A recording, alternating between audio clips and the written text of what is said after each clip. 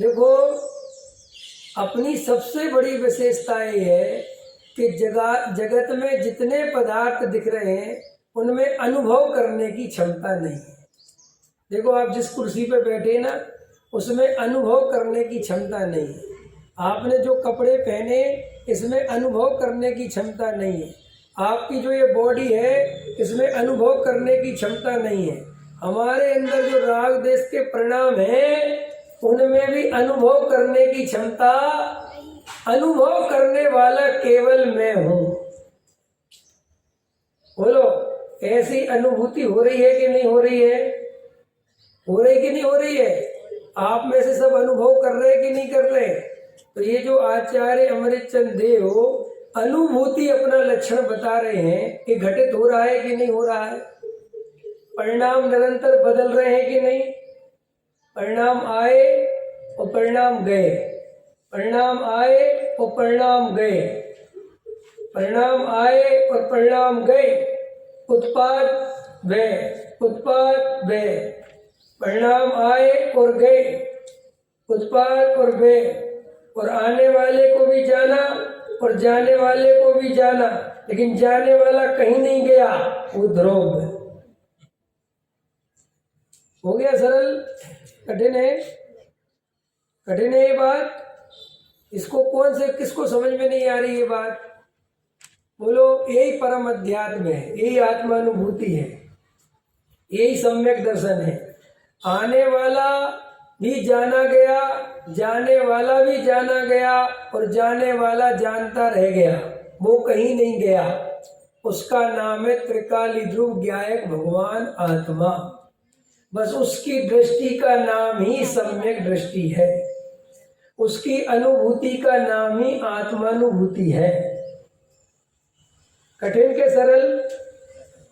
बोलो, अरे कठिन लगे तो हाथ उठाओ, तो फिर हो गया, चले अपन। भाई, अनुभूति हुई कि नहीं हुई? पता, अनुभूति के संबंध में पहले तो ये दिमाग से निकाल दो कि अनुभूति कोई बहुत बड़ी चीज है, उसकी इमेज करना छोड़ दो। अनुभूति बिल्कुल इसी का नाम है। बस ये दृष्टि अगर आधा सेकंड टिक जाए और ऐसा ही बस जानने वाला रह जाए, बस ये अनुभूति है। और अनुभूति कुछ नहीं है। हमें अंतरंग में कभी कभी अनुभूति के संबंध में, आत्मा के संबंध में, सम्यक दर्शन के संबंध में इतनी ज्यादा इमेज क्रिएट हो जाती है कि वो हमारे अनुभव में आने पर भी हम उसे अनुभव नहीं मानते। क्यों नहीं मान पाते? क्योंकि हमें अनुभूति से ऐसा लगता कि अनुभूति होगी तो पता नहीं आसमान से तारे गिरने लगेंगे, पता नहीं क्या हो जाएगा, बिल्कुल दुनिया बदल जाएगी। कुछ नहीं बदलता, सब ऐसे ही का ऐसा रहता है। बस अपने में अपनापन स्थापित हो जाता है, कुछ नहीं बदलता। और अपन को क्या है कि हर चीज में बदलने की दृष्टि होने के कारण हम शांत होकर बैठते हैं तो हमें ऐसा लगता आनंद तो आ नहीं रहा, अनुभूति तो हो नहीं रही। अब वास्तव में अनुभूति यही है, लेकिन अब उस अनुभूति को पहचान नहीं पाते, और नहीं पहचान पाने से वो सामने रखा हो तो भी उसका स्वाद नहीं आता। ये सही है ना? बोलो, आपके सामने चीज है, देखो, आपने मान के चलो सोने की चेन पहनी है और मैं उसे आर्टिफिशियल समझ रहा हूं, तो मुझे स्वाद काहे का आएगा? आर्टिफिशियल का। और फिर आपसे मैंने पूछा ये कितने की खरीदी, 100 की, 400 की, 500 की? आपने कहा नहीं भाई साहब, किसी बातें करते हो, ये 50,000 की है, गोल्ड की है क्या? हाँ। तो देखो, अब तुरंत वो चेन में अनुभूति काहे की हुई? गोल्ड की। ऐसा ही है भगवान आत्मा, हमने कभी पहचाना नहीं है। हमें हमेशा राग देश कसाय वाला ही आत्मा दिखता है। तो हमें राग देश कसाय वाला आत्मा दिखने के कारण हमें अनुभूति भी राग देश और कसाय की होती है।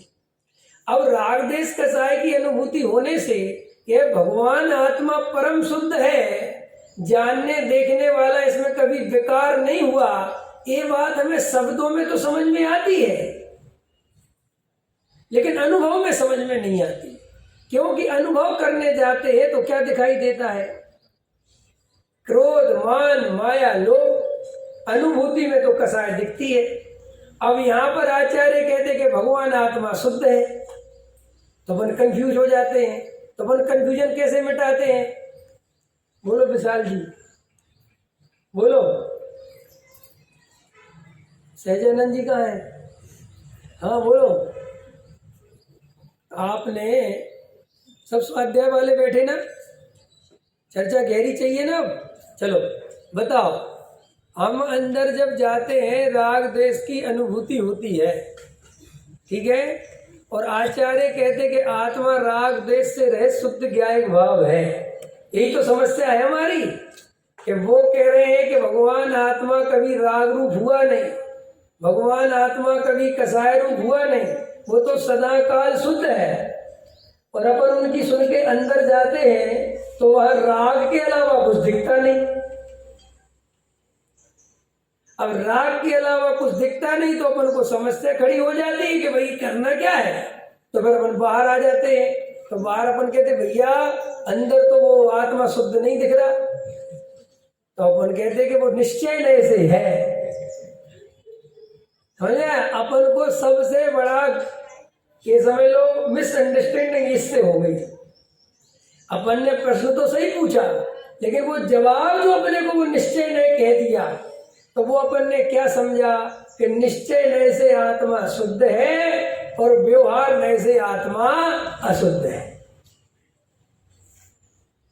और अपन को एक उत्तर मिल गया, अपन सेटिस्फेक्शन हो गया कि ठीक है भाई, आत्मा शुद्ध नए से शुद्ध है और अशुद्ध नए से अशुद्ध है।